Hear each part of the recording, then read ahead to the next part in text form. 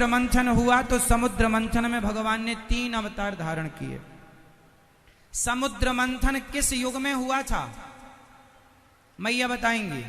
समुद्र मंथन किस युग में हुआ था? किस युग में?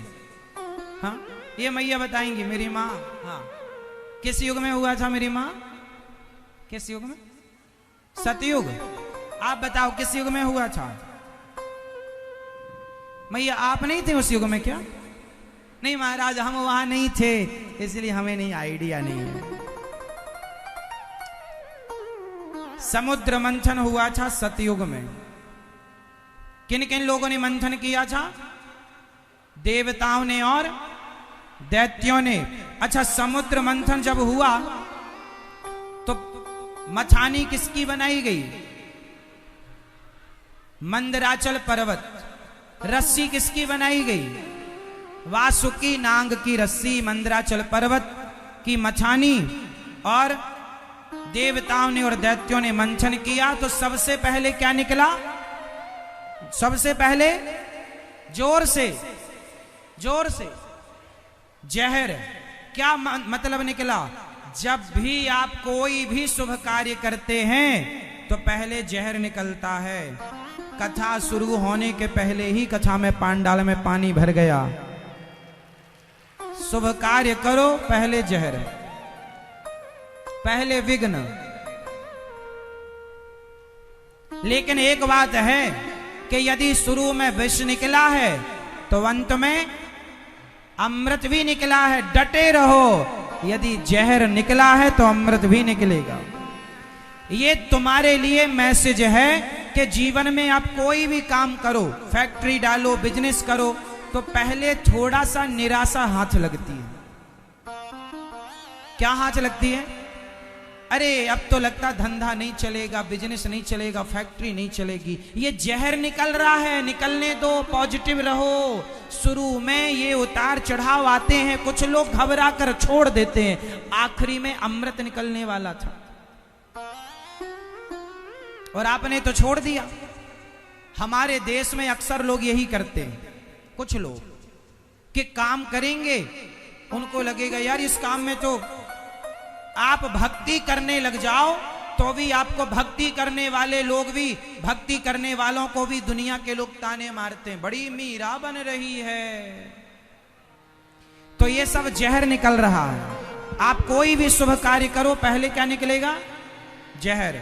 लेकिन लगे रहो, अपने कर्म को ना छोड़ो, अपनी आस्था, अपनी श्रद्धा, भक्ति को ना छोड़ो, अपने कर्म को मत छोड़ो। यदि जहर शुरू में निकला है तो अंत में अमृत भी निकलेगा, लेकिन अंत तक लगे रहना पड़ेगा, हारना नहीं। हमारे शास्त्रों ने कभी हारना नहीं सिखाया, लगे रहो, मेहनत। देखो ना, कम लोग आए, अव्यवस्था थी, फिर भी हम अपना कार्य करते रहे। हमारे यजमान जी मेहनत करते रहे। आज मेरठ में इतिहास बनेगा सदा के लिए कि इस भीषण बारिश में भी पांडाल में पानी भरने के बावजूद भी पांडाल फुल था। पांडाल फुल, भक्तों से पानी बरस रहा है, भक्त गीले हो रहे हैं, फिर भी पांडाल खचाखच भक्तों से भरा। बोलो हाँ।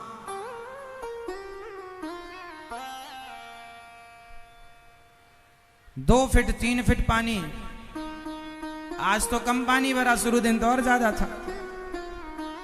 तो पहले क्या निकलेगा? जहर। दूसरे नंबर पर क्या निकली? अच्छा, जहर किसने पिया? भोलेनाथ ने। देवताओं ने पिया अमृत और शंकर जी ने पिया विष, जहर। तो बताओ, अमृत पीने वाले बड़े हुए कि जहर पीने वाले? देवता अमृत पिए तो देवता देव कहलाए, शंकर जी जहर पिए तो देवाधिदेव महादेव कहलाए। अमृत पीने वाला बड़ा ना होता साहब, बड़ा ना होगा, समाज का कड़वा घूंट पीने वाला व्यक्ति महान होता। हर परिस्थिति में भी संतुलित रहे, धैर्य धारण करे वो व्यक्ति महान होता है। इसलिए कभी किसी भी परिस्थिति पर आप अपना धैर्य ना खोएं, संतुलन ना खोएं। भगवान परीक्षा लेते हैं, पास होते हैं। इसलिए समुद्र मंथन में जहर निकला, शंकर जी ने पिया, कामधेनु गाय। कौन निकली? गाय। संतों ने लिया। आप भी गाय की सेवा करते हो? करो। घोड़ा निकला, उच्चैश्रवा नाम का घोड़ा, हाथी ऐरावत नाम का हाथी। लक्ष्मी जी निकली, नारायण ने वर्ण किया। हयग्रीव भगवान ने अमृत लेकर प्रकट हुए और अमृत लिए तो दैत्यों ने छीन लिया। फिर मोहिनी भगवान ने अमृत का बंटवारा ठीक ठीक से कराया, देवताओं को पिलाया अमृत और राक्षसों को पानी पिलाते रहे। बस मुस्कुरा दे उनकी तरफ देख के, वो इतने ही में खुश थे। तुम तो मुस्कुराते रहो हमें देख के बस।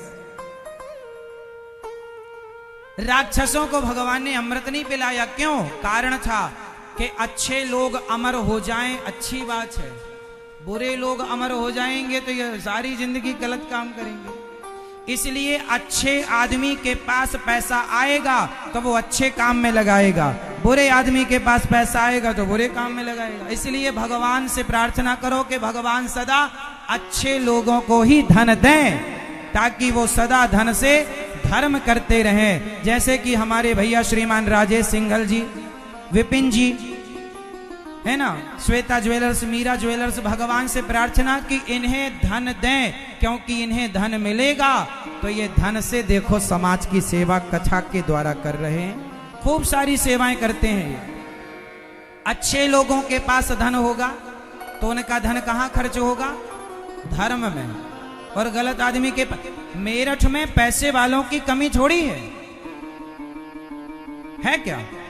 एक से बढ़कर एक है, लेकिन पैसा आपके पास कितना है मायने नहीं रखता, आप अपने धन को धर्म से कितना जोड़ते हैं ये मायने रखता। इसलिए अपने बच्चों को ये संस्कार देकर जाना विरासत में कि बेटा जो कमाना उसका 5% 4% सदा परोपकार के लिए रखना, इससे धन में सदा वृद्धि होगी।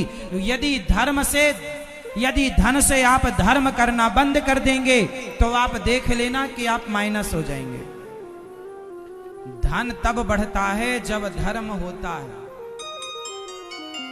इसलिए धन से क्या करना चाहिए? आपको धर्म करना चाहिए। हमारे भैया श्री राजेश भैया जी वृंदावन में वृद्ध माओं के लिए भी इन्होंने बहुत सारी सेवाएं की। ठाकुर जी की सेवा, ये जो सिंहासन बैठे हैं ठाकुर जी को बैठने की सिंहासन की सेवा भी इन्होंने ही की है। जिस सिंहासन पर ठाकुर जी सुशोभित हो रहे हैं, सिंहासन इन्होंने ही बनाकर ठाकुर जी को भेंट किया। तो ये सेवा करते रहते हैं। और भी तमाम सेवा, ये भागवत जी के लिए सेवा इन्होंने दी। तो ये सेवाओं से जुड़े हैं और करते रहते हैं। इसलिए अच्छे लोगों के लिए भगवान से यही प्रार्थना, प्रभु अच्छे लोगों को धन धान्य से भरते रहिए, ताकि ये धन को धर्म से जोड़ते रहें। आप भी अपने धन को यथा शक्ति यथा सामर्थ्य जोड़िएगा। मैंने अपने जीवन में अनुभव किया है कि जो व्यक्ति धर्म की भावना रखता है उसके जीवन में कभी संकट नहीं आता। क्या नहीं आता मेरी मां? संकट। जीवन में जब आपको भगवान कुछ देने के लायक बनाए तो खुशी से दीजिएगा।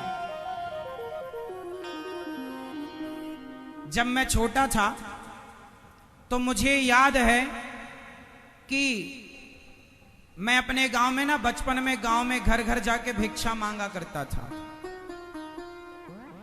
एक बार मैं किसी के घर भिक्षा मांगने गया तो उन्होंने कह दिया, पंडित जी बाद में आना। उन्होंने क्या कहा? पंडित जी बाद में आना। शायद उनका मन देने का, और देता क्या था आदमी? जरा से कटोरी में चावल, जरा सा मुट्ठी दो मुट्ठी आटा, यही मिलता था भिक्षा में। हम बचपन में भिक्षा मांगते थे, भीख मांगते थे। एक सज्जन ने एक मैया ने कह दिया महाराज बाद में आना, मतलब वो टालना चाहती थी। साहब मेरा सिद्धांत था कि जो देगा उसके पास जाऊंगा, देने का मन नहीं है। मैं दोबारा जब भी रोज रोज नहीं, कभी कभी भिक्षा मांगने, अच्छा भिक्षा हम मांगते तो थे पर मांग कर ले आते थे। आटा मिलता था भिक्षा में, चावल मिलता था और दाल मिलती थी। अक्सर दाल चने की ज्यादा मिलती थी। तो हमारे यहां जब तक वो आटा चलता था तब तक हम दोबारा भिक्षा में नहीं जाते थे। भाई है, ज्यादा मांग के रखेंगे तो खराब हो जाएगा। कोई बेचने की भावना थी नहीं कि बेच के पैसे लाना ही नहीं, खाने के लिए लाते थे मांग कर। तो आटा 10-15 दिन चलता था, तो जब तक चलता था तो नहीं जाते थे। खत्म हो जाए तो खत्म होने के 2 दिन पहले फिर भिक्षा में निकल जाते थे।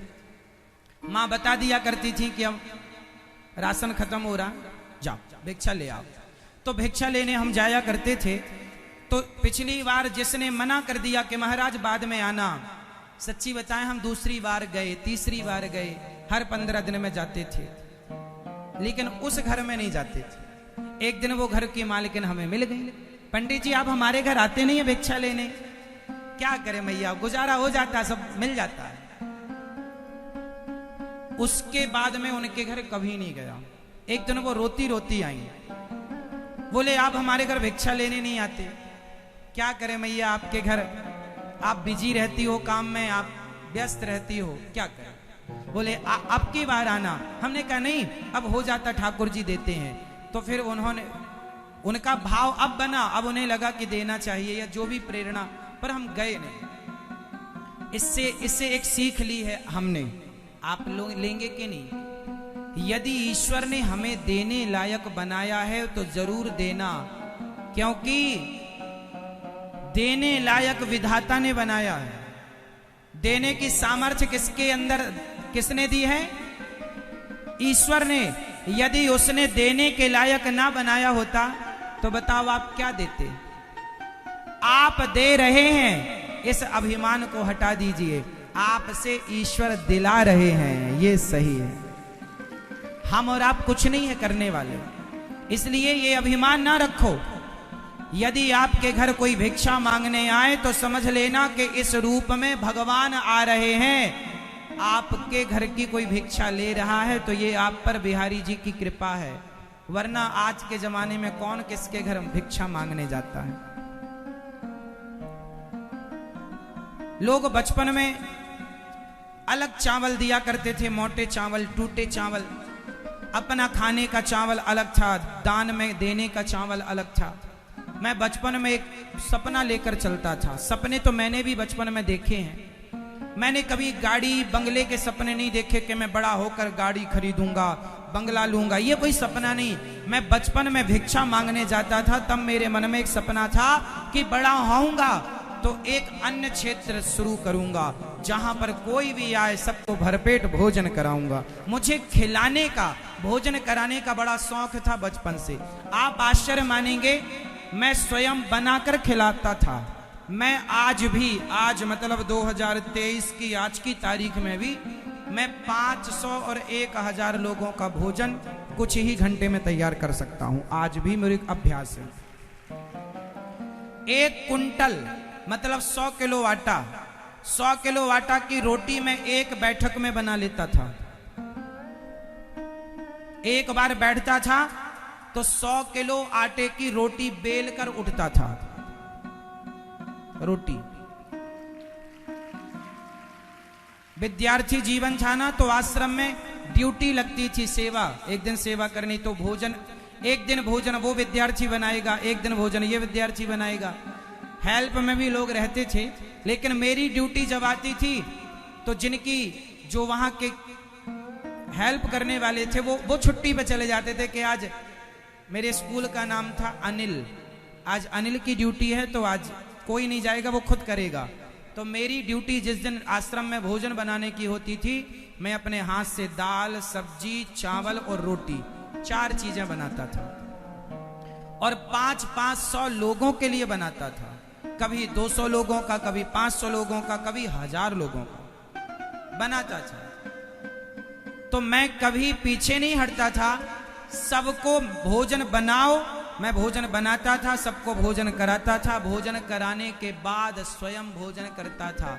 जैसे घर में माँ सबको भोजन करा के खाती है ना, कई बार उसके लिए सब्जी भी नहीं बचती, कई बार माँ के लिए दाल भी नहीं बचती, क्योंकि सब परोस देती है। तो वो अचार रोटी, ऐसा कई बार मैंने देखा कि सब खिलाने के बाद दाल भी नहीं बची, सब्जी भी नहीं बची, तो भी खाए। हर परिस्थिति पर पॉजिटिव रहे और भगवान से यही प्रार्थना की कि प्रभु आज यदि आपकी इच्छा है कि मैं भीख मांगूं तो आपकी खुशी में मेरी खुशी, और जब आप देंगे तो सेवा करूंगा। इसलिए बिहारी जी ने सेवा करूंगा, सेवा दास अनिरुद्ध ने किया। इसलिए बिहारी जी ने आज गौरी गोपाल आश्रम में इतनी बड़ी सेवा है कि पूरे भारत देश की रसोइयों में 5वें नंबर की रसोई गौरी गोपाल जी की रसोई। एक भिखमंगे से, एक भिखारी से ठाकुर जी ने इतनी बड़ी सेवा कराई। ये भगवान की कृपा नहीं तो क्या है। इसलिए मेरी औकात क्या थी, मुझे कौन जानता था तेरी बंदगी से पहले। इसलिए भगवान सबको देख रहे हैं, सबकी सुन रहे हैं। नेकी के रास्ते पर चलना साहब, कोई जमाना आपके साथ खड़ा हो ना खड़ा हो, भगवान आपके साथ है। जगत पर विश्वास ना करना और जगत के भरोसे ना रहना, सदा जगन्नाथ के भरोसे रहना। इसलिए ये दास अनिरुद्ध सेवा हमें जो भी आज हम आपके मेरठ आए कथा सुनाने। जानते हैं क्यों? जब हम आश्रम से आते हैं ना तो हमारी माताएं बोलती हैं बेटा कब आओगे। तब मैं अपनी माँ से कहता हूँ माँ मैं केवल आप लोगों के लिए जा रहा हूँ, मेरा अपना कोई उद्देश्य नहीं है। 4 पैसे कमाऊंगा तो आप लोगों की सेवा कर पाऊंगा।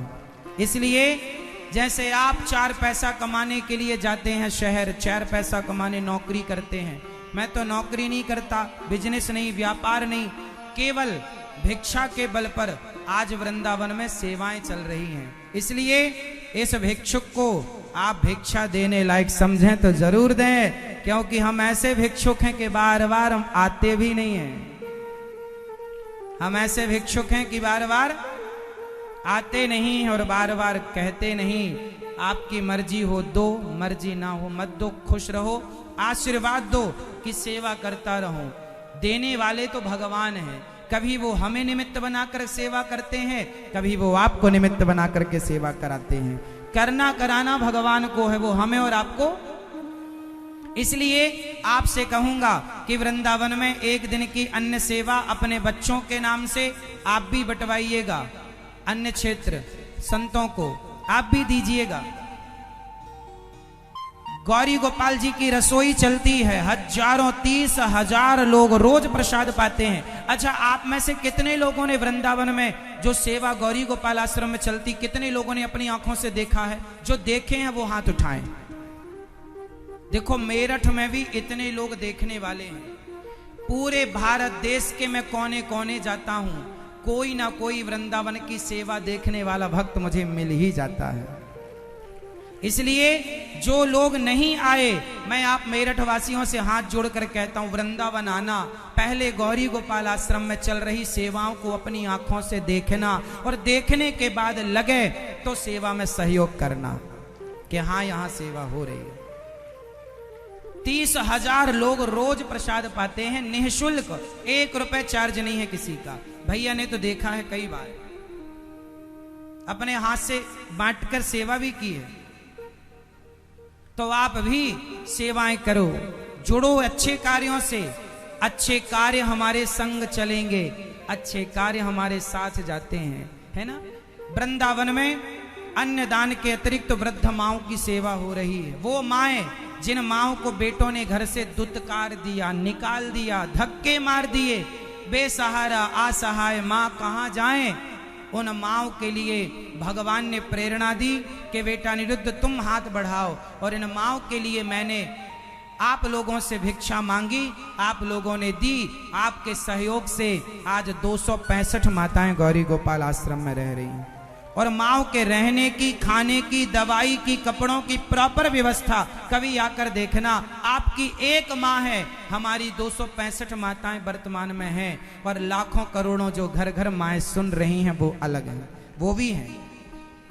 1000 माओं के लिए अब 265 माएँ हैं, रोज कोई ना कोई माँ आती है, बेटा हमें भी रख लो, हमारे बेटे ने निकाल दिया, बहू ने मारा, बेटी ने निकाल दिया, सबकी अपनी अपनी समस्याएं हैं।